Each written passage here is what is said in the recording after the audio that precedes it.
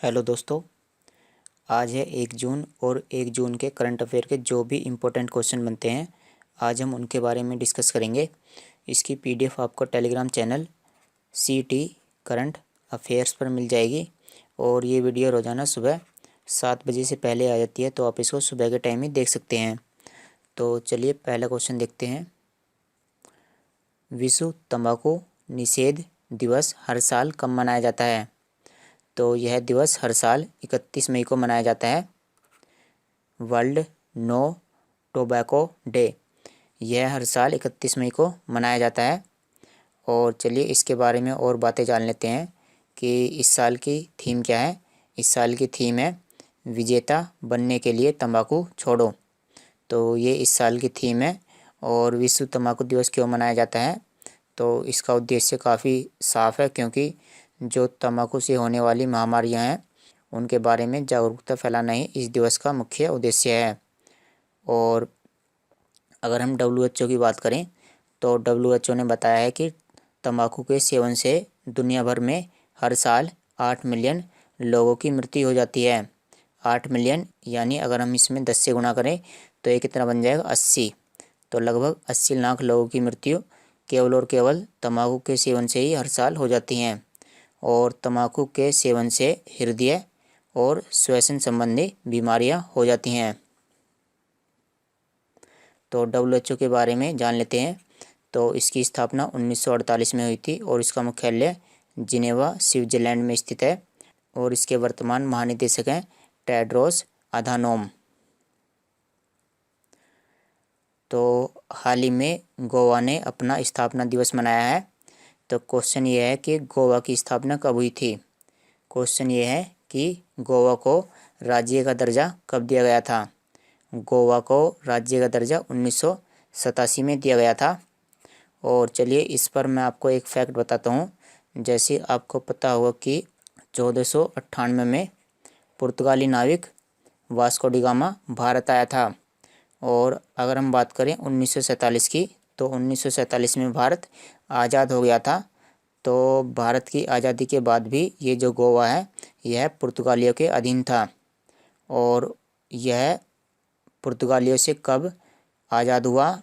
यह पुर्तगालियों से 1961 में आज़ाद हुआ।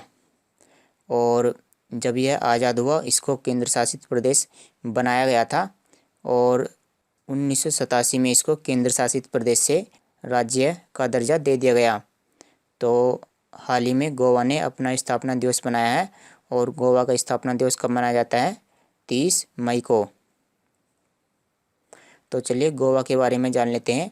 अगर हम गोवा की लोकेशन देखें तो गोवा यहाँ पर स्थित है और यह केवल 2 राज्यों के साथ अपनी सीमा साझा करता है, महाराष्ट्र और कर्नाटक। यहाँ की राजधानी है पणजी और यहाँ के मुख्यमंत्री हैं प्रमोद सावंत और यहाँ के राज्यपाल हैं भगत सिंह कोश्यारी। ये हैं भगत सिंह कोश्यारी जो महाराष्ट्र के भी राज्यपाल हैं।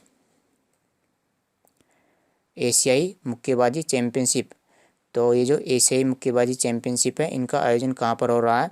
इनका आयोजन दुबई में हो रहा है। दुबई किस देश में स्थित है? दुबई UAE यानी संयुक्त अरब अमीरात में स्थित है। तो इसमें 75 किलोग्राम वर्ग में स्वर्ण पदक किसने जीता है? तो एशियाई मुक्केबाजी चैंपियनशिप में 75 किलोग्राम महिला वर्ग में किसने स्वर्ण पदक जीता है? तो स्वर्ण पदक जीता गया है पूजा रानी के द्वारा। और इनको यहाँ पर आप देख सकते हैं, यहाँ पर इनको $10,000 भी प्रदान किए गए हैं और यहाँ पर लिखा है गोल्ड मेडलिस्ट। तो इनके अलावा कुछ और खिलाड़ी भी हैं जिनको रजत पदक प्रदान किया गया है, जैसे मैरी कॉम, लाल बुत्साई, अनुपमा। तो इनको रजत पदक प्रदान किया गया है। ये जो मैरी कॉम है यह 6 बार विश्व चैंपियनशिप रह चुकी हैं। तो ये है भारतीय तटरक्षक यानी Indian coast guard. Indian coast guard, भारतीय तटरक्षक को हम क्या बोलते हैं? Indian coast guard. तो इंडियन कोस्ट गार्ड में एक पोत को शामिल किया गया है। इंडियन कोस्ट गार्ड में एक पोत को कमीशन किया गया है और उस पोत का नाम क्या है? तो पोत का नाम है सजग। तो ये जो पोत है मैं आपको इसका डायग्राम दिखा देता हूँ। तो ये सजग पोत है, और अगर हम बात करें तो इस पर क्या क्या सुविधाएं दी गई हैं। इस पर यहाँ पर आप हेलीकॉप्टर लैंड करा सकते हैं। तो यहाँ पर हेलीकॉप्टर हेलीपैड की भी सुविधा है, और इसमें आप 4 नाव भी ले जा सकते हो। और यह जो सजग जहाज है इसका किसके द्वारा निर्माण किया गया है? इसका गोवा शिपयार्ड लिमिटेड के द्वारा निर्माण किया गया है। तो चलिए, केवल आपको ये याद रखना है कि आईसीजी में यानी इंडियन कोस्ट गार्ड में किस पोत को शामिल किया गया है। तो पोत का नाम है सजग। तो चलिए आईसीजी के बारे में जान लेते हैं। इसके महानिदेशक कौन है? कृष्ण स्वामी नटराजन। और इसका मुख्यालय कहाँ पर है? इसका मुख्यालय है नई दिल्ली में। तो हाल ही में जम्मू और कश्मीर चर्चा में है, क्योंकि यह पहला केंद्र शासित प्रदेश बन गया है जिसने जो कोविड प्रभावित परिवारों को वित्तीय सहायता प्रदान करने की घोषणा की है। और ऐसे परिवार जिनके जो कमाने वाले सदस्य हैं उनकी मृत्यु हो गई है, तो उनमें जो भी छात्र रहते हैं तो उनको छात्रवृत्ति भी प्रदान करेगा। तो ऐसी सुविधा प्रदान करने वाला यह पहला केंद्र शासित प्रदेश बन गया है। अगर वर्तमान में बात करें तो वर्तमान में 8 केंद्र शासित प्रदेश हैं और 28 राज्य हैं। तो चलिए, इसने जो वित्तीय सहायता प्रदान की है इसके बारे में जान लेते हैं। तो ये जो जम्मू और कश्मीर है यह प्रत्येक परिवार को 1000 रुपये की मासिक पेंशन प्रदान करेगा, और बच्चों को भी छात्रवृत्ति प्रदान करेगा।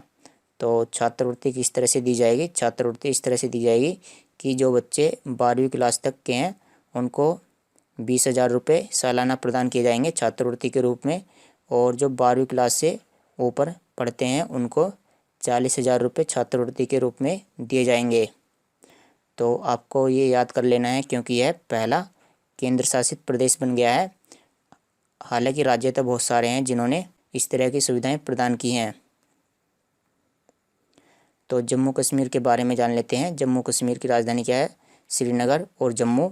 यहाँ के उपराज्यपाल हैं मनोज सिन्हा। और जम्मू कश्मीर की स्थापना कब हुई थी? इसकी स्थापना 31 अक्टूबर 2019 में हुई थी।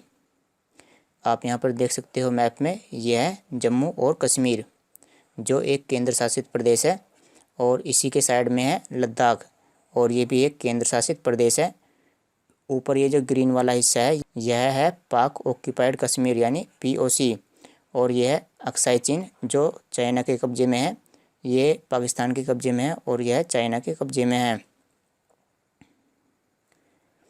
किस संगठन के शेरपा और सूस शेरपा की दूसरी बैठक 28 मई 2021 को संपन्न हुई? तो संगठन का नाम हमको बताना है।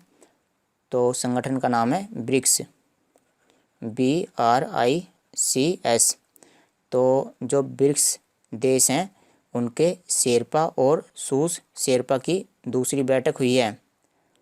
तो चलिए इस बैठक के बारे में जानकारी जान लेते हैं। तो इस बैठक में भारत की तरफ से किसने भाग लिया है? इस बैठक में भारत की तरफ से जो भारत के सचिव हैं उनका नाम है संजय भट्टाचार्य। इसमें संजय भट्टाचार्य ने भाग लिया है, और इसमें P हरीश, तो इन दोनों ने भाग लिया है। ये जो संजय भट्टाचार्य हैं ये शेरपा बने हैं, और ये जो P हरीश हैं ये सूस शेरपा बने हैं। मतलब इन्होंने शेरपा की भूमिका और सूस शेरपा की भूमिका निभाई है। तो चलिए ब्रिक्स देशों के बारे में जान लेते हैं। इसमें 5 देश आते हैं: ब्राज़ील, रसिया, इंडिया, चाइना और साउथ अफ्रीका। और इसकी स्थापना 2006 में हुई थी। इसका मुख्यालय शंघाई चाइना में स्थित है, और वर्तमान में इसमें 5 देश शामिल हैं। तो पुस्तक है, पुस्तक का नाम क्या है? सावरकर ए कॉन्टेस्टेड लीगेसी 1924 टू 1966। तो ये पुस्तक का नाम है जो किसके ऊपर लिखी गई है? यह वीर सावरकर के ऊपर लिखी गई है जो एक स्वतंत्रता सेनानी थे। तो इस पुस्तक के लेखक कौन है? तो इस पुस्तक के लेखक हैं विक्रम संपत। इनका नाम क्या है? विक्रम संपत। तो इस पुस्तक में जो वीर सावरकर हैं उन्हीं के जीवन के बारे में बताया गया है। तो किसने हाल ही में खारे घोल पर आधारित RT-PCR कोरोना वायरस परीक्षण विकसित किया है। तो हाल ही में राष्ट्रीय पर्यावरण इंजीनियरिंग अनुसंधान संस्थान के द्वारा एक परीक्षण विकसित किया गया है और इस परीक्षण की सहायता से क्या किया जाएगा, इसमें जो कोरोना की टेस्टिंग है, कोरोना की टेस्टिंग करने का जो तरीका है वो आसान बना दिया है। और आसान किस तरह से बना दिया है, जैसे पहले जो कोरोना का सैंपल लिया जाता था तो उसमें काफ़ी दिक्कतें आती थी और सैंपल को जब हम अस्पताल वगैरह में ले जाते थे तो जो सैंपल था वो नष्ट हो जाता था। लेकिन अब जो सैंपल है, सैंपल लेने का तरीका आसान बना दिया है। और अब जो सैंपल है वो किस तरह से लिया जाएगा, अब सैंपल इस तरह से लिया जाएगा कि जो खारे पानी का घोल है वो कराया जाएगा, खारे पानी से गरारे कराए जाएंगे और वो जो गरारे करने के बाद जो पानी आएगा उसको सैंपल के तरीके से रख लिया जाएगा और उसी की ही टेस्टिंग की जाएगी। तो ये एक तरीके से नया तरीका विकसित किया है और यह किसने विकसित किया है, यह राष्ट्रीय पर्यावरण इंजीनियरिंग अनुसंधान संस्थान के द्वारा विकसित किया गया है। तो इसमें जो नमूना है वह खारे पानी के घोल से तैयार किया जाएगा, मतलब खारे पानी का गरारा किया जाएगा और उसके बाद जो हमें घोल मिलेगा वही नमूने का कार्य करेगा और उसी नमूने की टेस्टिंग की जाएगी। नैनो यूरिया का निर्माण किसने किया है, नैनो यूरिया, तो इसका निर्माण इफ़को के द्वारा किया गया है, इफ़को। तो ये जो नैनो यूरिया है यह काफ़ी अच्छा है क्योंकि इससे जो उत्पादकता है, यानी जो फसलों का उत्पादन है वह 18 से 35% बढ़ गया है और जो लागत है, जितने पैसे लगाए जाते हैं कृषि में, तो लागत भी कम होने लगी है।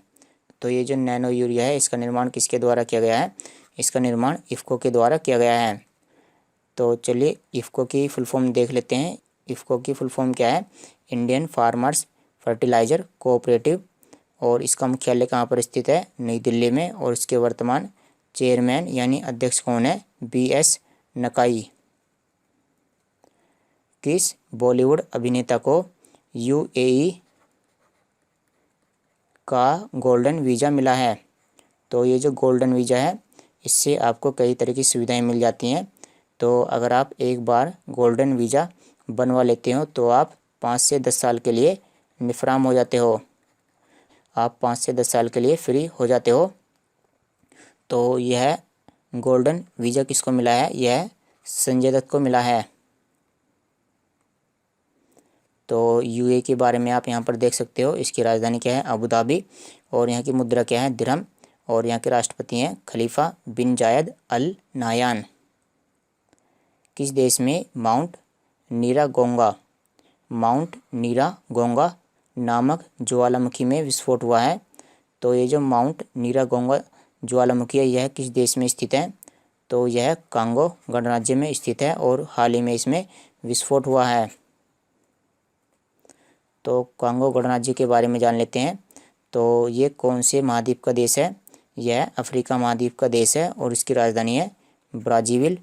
यहाँ की मुद्रा है कांगोली फ्रैंक और यहाँ के राष्ट्रपति हैं डेनिस ससाऊ और यहाँ के प्रधानमंत्री हैं कोलिनेट माकोसो।